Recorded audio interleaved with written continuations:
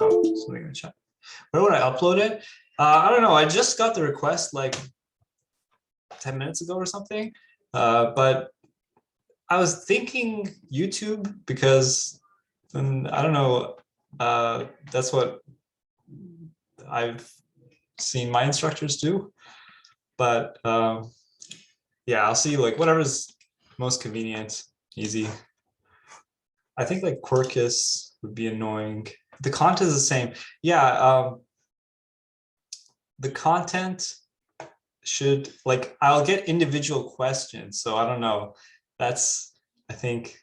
Well, we'll see, I guess. But yeah, like the content of the what I'll cover in the tutorial is the same, but it's like, you know, I'll get questions and the questions might be different from tutorial to tutorial, although they're like strangely actually very similar. I usually get the exact same questions in every tutorial. But yeah, so let me know though, because I won't actually be recording this session unless like I'll record the session right now because someone in my other section wanted a recording. But if you want this section to be recorded every week, please let me know.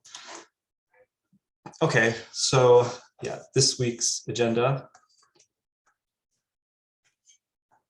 Yeah, I think YouTube is the easiest to like watch. So number one is to compute the inverse of 11 in Z40 and U40.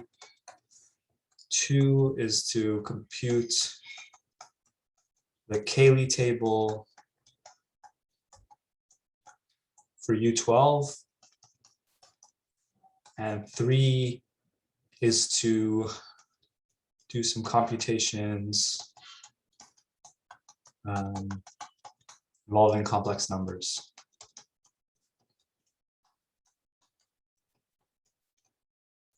Specifically, your professor gave these two examples. Okay, so number one, compute the inverse of 11 in Z40 and U40. So first I'll do the inverse of 11 in Z40. So finding the inverse is the same as finding x such that 11 plus x equals 0 mod 40. Because 0 is the identity in Z40. So basically you have to solve 11 plus x equals 0 mod 40. And manipulating equations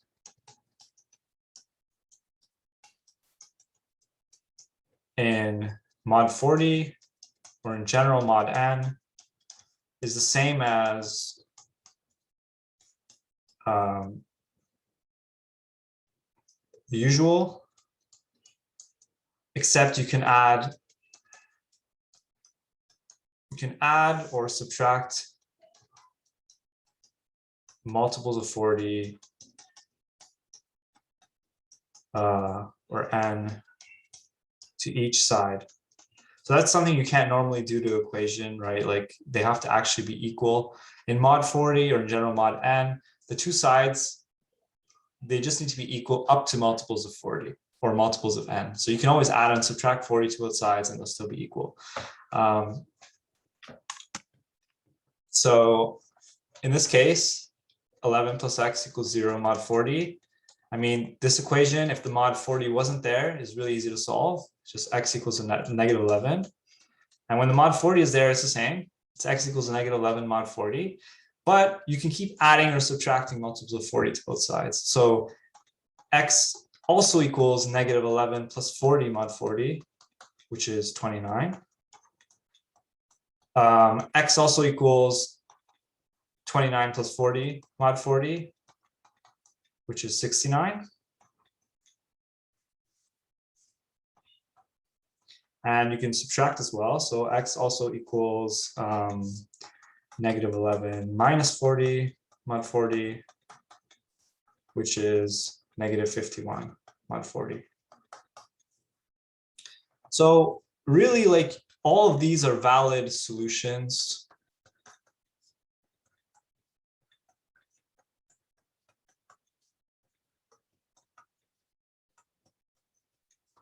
X equals 29 mod 40, X equals 69 mod 40. These are all, and so on, they're all valid solutions to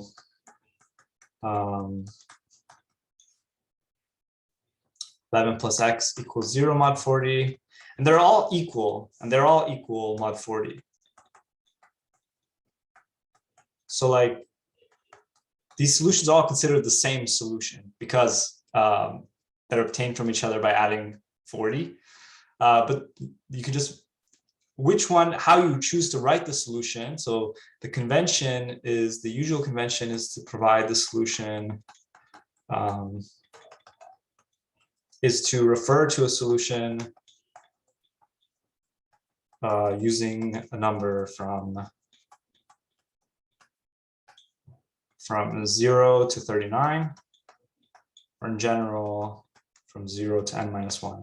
So like, the solution, you can refer it to, so these are all considered the same solution. It's just like mod 40, when you have a solution, adding 40 gives you a different way of referring to that solution. So they're all the same solution, but you can refer to it in different ways. So like, as an analogy, rotating by 30 degrees is the same as rotating by 390 degrees, even though I can refer to it as a rotation by 390 degrees, the underlying rotation is the same. And it's the same here, right? Like, these are all the same thing, but they're different names for the same thing. And the convention is usually to just give the number from 0 to 39. That's how you like refer to the solution. So here it would be X equals 29 mod 40. So here you would say X equals 29 mod 40 is the solution to 11 plus X equals 0 mod 40. But, you know, this is an introductory course, so I guess what I'm trying to say is, X, like in the beginning when I just said X equals negative 11, that step's like so quick, right? You just go 11 plus X equals 0, X equals negative 11. You just solve it normally and just add a mod 40. I think in later math courses, if you choose to take them, they would be totally fine if you wrote that. Like, it is valid to just say X equals negative 11 mod 40. But I guess maybe in this course, since it's introductory, you want to have like, you want to test your comfort with working mod 40. So you want to see if you know that negative 11 is the same as 29 and so on. So yeah, the convention is to usually give the one from 0 to 39. And I haven't been asked this, but like I said, somehow the questions I get in my tutorial section, so I've had 2 sections and they both ask me this question. So I feel like it will come at some point. So I'll address it before it comes. So I consider both of these notations to be valid.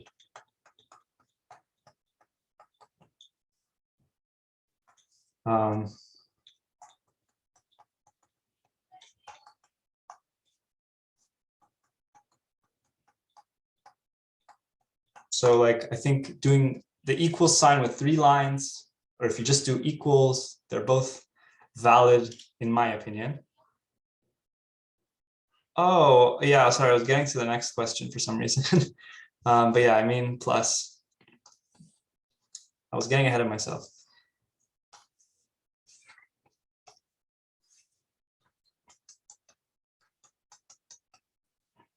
But by the way, my point is not the 11 plus X or the 0. My point is the the equal sign. What I'm trying to say is that these two equal signs, the one with 2 lines and the one with 3 lines, they're both interchangeable in my opinion. So I prefer the one with 2 lines because it's just, equality means equality. Like it has a standard meaning that we all understand. And here we're just saying they're equal up to multiples of 40. So like I kind of don't see conceptually why like a new symbol of equality is needed. But I mean, I used that symbol before too, so it's pretty intuitive to use as well, the 3-line symbol. So whichever one you like more, just use that one. Right, but yeah, I was just addressing it because my other 2 sections asked about that. So now for U40, so finding the inverse of 11 amounts to finding x such that 11x equals 1 mod 40. So, take the form of this equation is the same as before. So here's the operation of the group, and here's the identity. So in U40, the identity is 1 and the operation is multiplication. In Z40, the identity is 0 and the operation is addition.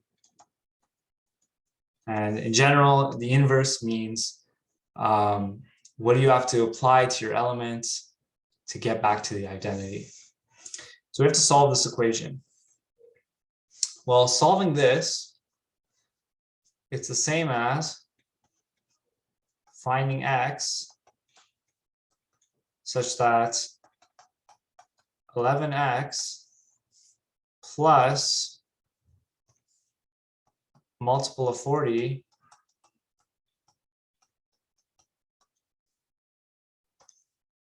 equals 1. And note that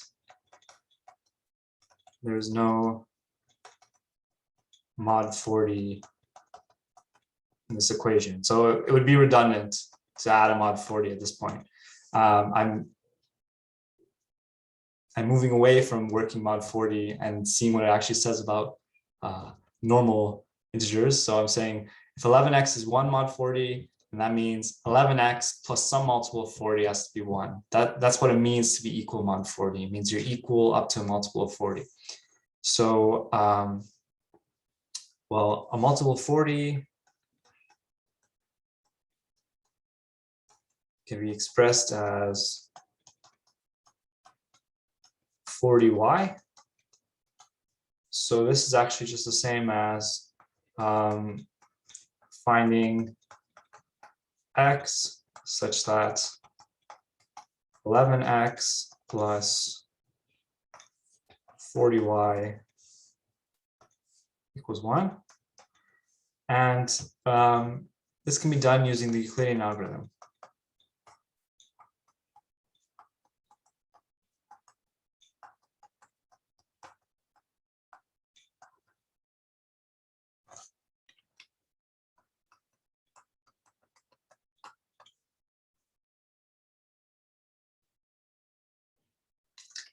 So to review the Euclidean algorithm,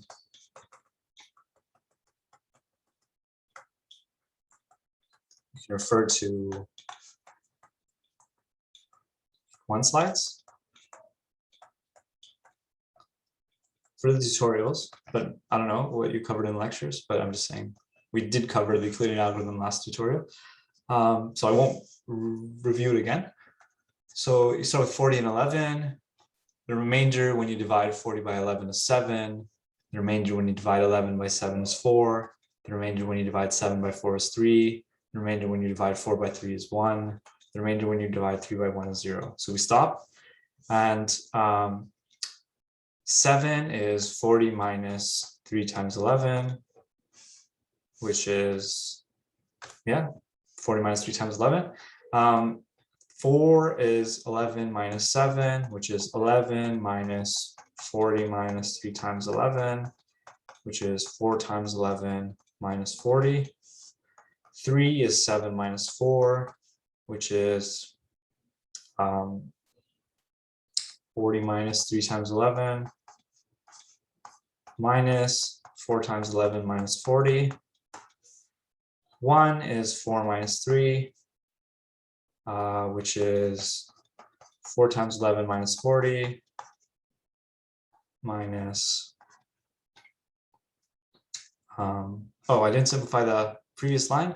So the previous line simplifies to 2 times 40 minus 7 times 11. So this becomes 4 times 11 minus 40 minus 2 times 40 minus 7 times 11. And I simplify, and I get 11 times 11 minus 3 times 40. Remember, what I was trying to do is find x and y such that 11x plus 40y equals 1, and that's what I've done. So 11 times 11 minus 3 times 40 equals 1. So 11 times 11 minus 3 times 40 equals 1. Now I go back to mod 40. So that means 11 times 11 is 1 mod 40. So 11 times 11 minus the multiple of 40 is 1. So that means they're equal mod 40. So that means x equals 11 mod 40 is the solution to 11x equals 1 mod 40. So 11 is its own inverse in U40. And in case that statement sounds strange to you, that something is its own inverse, remember that even though that doesn't happen in the integers very much, though it does happen, like -1 times -1 is 1. So -1 is its own inverse. 1 times 1 is 1. So 1 is its own inverse. But in other groups, it can be pretty common. So for example, in the dihedral group, reflections, every reflection applied twice gives you back the same, gives you back the polygon you started with, right? And if you want to review you can look at the Cayley table for D3, which we computed in week 1 of tutorials. So yeah, every reflection is its own inverse in the dihedral group. And so yeah, even though in the integers it's not very common, in general in a group, it's totally fine for an element to be its own inverse. So all it's saying is 11 times 11 is 1 mod 40. Are there any questions?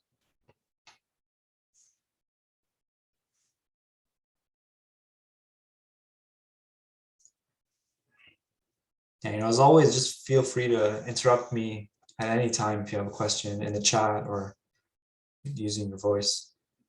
So next is the Cayley table for U12.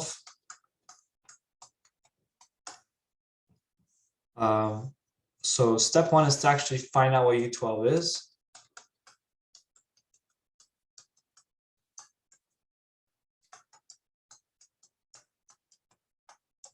So you start by writing the elements from 1 to 11.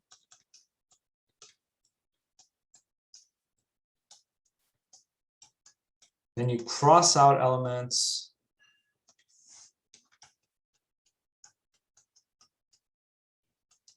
that have a common factor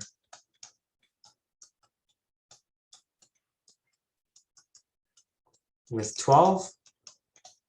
So we cross out 2 because 2 and 12 have a common factor of 2, 3 and 12 have a common factor of 3, 4 and 12 have a common factor of 2, 6 and 12 have a common factor of 2 or 3, 8 and 12 have a common factor of 2 or 4, 9 and 12 have a common factor of 3, 10 and 12 have a common factor of 2. So we're left with 1, 5, 7, and 11.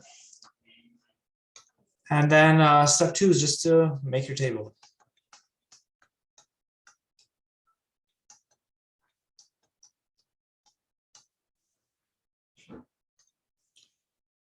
So we make the table 1, 5, 7, 11, 1, 5, 7, 11.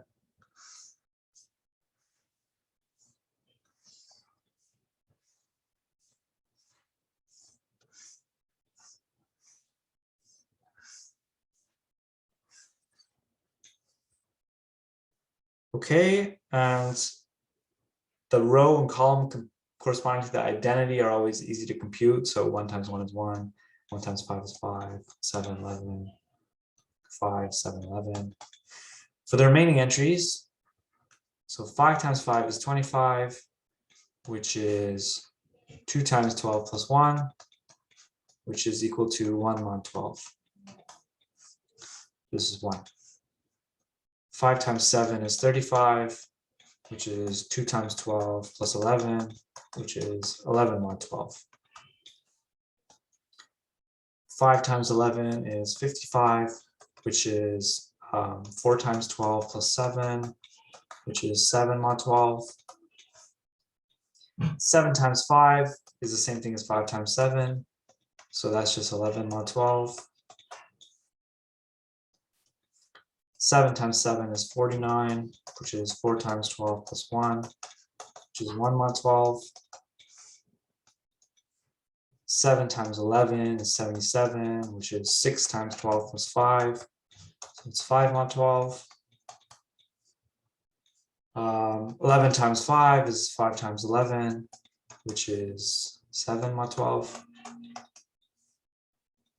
11 times 7 is 7 times 11, which is 5 mod 12. And finally, 11 times 11 is just 121, which is 10 times 12 plus 1, which is 1 mod 12. So that's the table. And something in the chat. Feels like playing Sudoku. Yeah. Honestly, and if you like, I kind of didn't fill it out in the most efficient way. So you can use like symmetry. So anything A times B is B times A. So I could have filled it out quicker. Last week's Kaylee table really felt like Sudoku, the one with the dihedral group, because you just fill out like one row and you fill out the rotations, and then every other element you can figure out using the elements already filled out. But yeah, I agree. So the inverses, right, something that your professor wanted us to observe is that every element is its own inverse in U12. So we already saw this in U40, right? 11 times 11 was 1 mod 40. In U12, every element is its own inverse. So 1 times 1 is 1, 5 times 5 is 1, 7 times 7 is 1, and 11 times 11 is 1. But in particular, every element has an inverse. So this does show like it is a group because every element does have an inverse. And when you multiply, you always get back an element in the group. So you can't have like 1 times 5 being 3, something outside the group. It stays within the group and every element has an inverse. So that's what makes this a group. Any questions?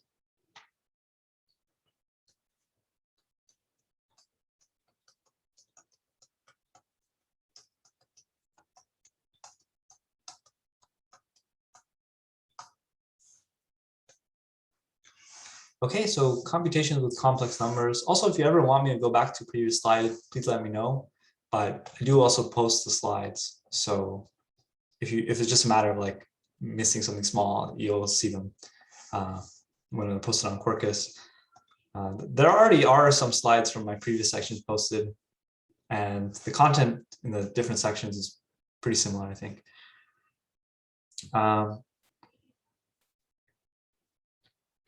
So computations with complex numbers. So the first computation is inverses. So to find the inverse of a complex number,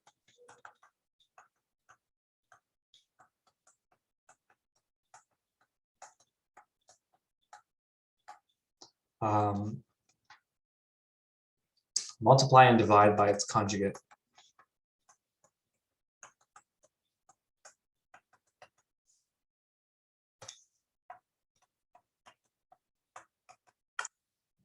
So the example your professor gave is to compute 1 over 1 plus square root 3i. You multiply and divide by its conjugate.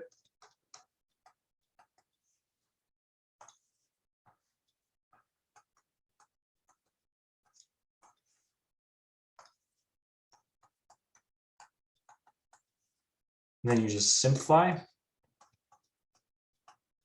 And I'll simplify show every step just because we're reviewing complex numbers.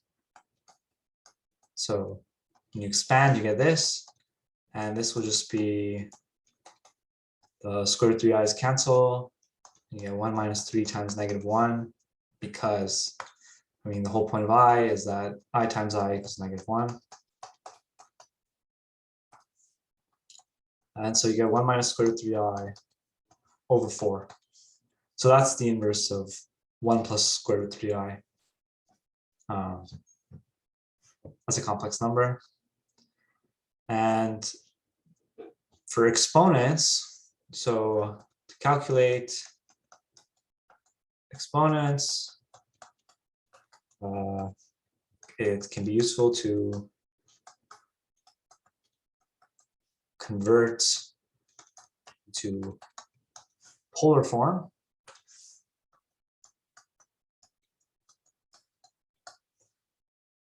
So any complex number a plus bi can be written as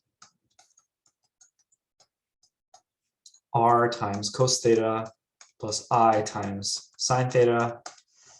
And I mean, if you need a picture to just help you remember, I mean, complex numbers can be thought of as vectors in the plane. And I mean, to tell you a vector, I can either tell you how far to go right and how far to go up, or I could tell you what angle to make with the x-axis and how long the vector is. And to convert between these two different ways of telling you a complex number, so the conversion formula, and these are formulas you can derive yourself from this picture, but I can write them down as well, are r equals square root a squared plus b squared, and theta equals arctan of b over a. So in this case, what we're trying, the example your professor gave to compute is 1 plus square root 3i to the power of 100. So 1 plus square root 3i. So for 1 plus square root 3i, r equals square root 1 plus 3, which is 2, and theta equals arctan of square root 3 or 1, which is pi over 3. So 1 plus square root 3i in polar form is 2 times cos pi over 3 plus I times sine pi over 3. And expressing it in this form makes it easy to compute the exponent. So therefore, 1 plus square root 3i to the power of 100 equals 2 times cos pi over 3 plus I times sine pi over 3 to the power of 100, which is 2 to the 100 times cos pi over 3 plus I sine pi over 3 to the power of 100. So that's just properties of exponents. And the next step is to use de Moivre's formula. So then this will become 2 to the 100 times cos 100 pi over 3 plus I times sine 100 pi over 3 by de Moivre's formula. So recall, de Moivre's formula basically says multiplying complex numbers causes their angles to add. So that's why it's convenient to express things in polar form. So multiplying something by itself 100 times just causes its angle to get multiplied by 100. So that's what I have. And then cos 100 pi over 3. So 100 pi over 3 is equal to 32 pi plus 4 pi over 3, or 16 times 2 pi plus 4 pi over 3. And multiples of 2 pi do not impact the angle. So like, you know, rotating by 2 pi plus something is the same as rotating by something. You know, 2 pi plus theta is the same as theta. You know, because if you just do a bunch of full rotations, it doesn't achieve anything. So really, this is just equal to 2 to the 100 times cos 4 pi over 3 plus I sine 4 pi over 3. And so it's 2 to the 100 times negative 1/2 minus square root 3 over 2i. And if I just simplify it a bit, I'll get negative 2 to the power 99 minus 2 to the power 99 times square root 3i. So yeah, that's all there is to that.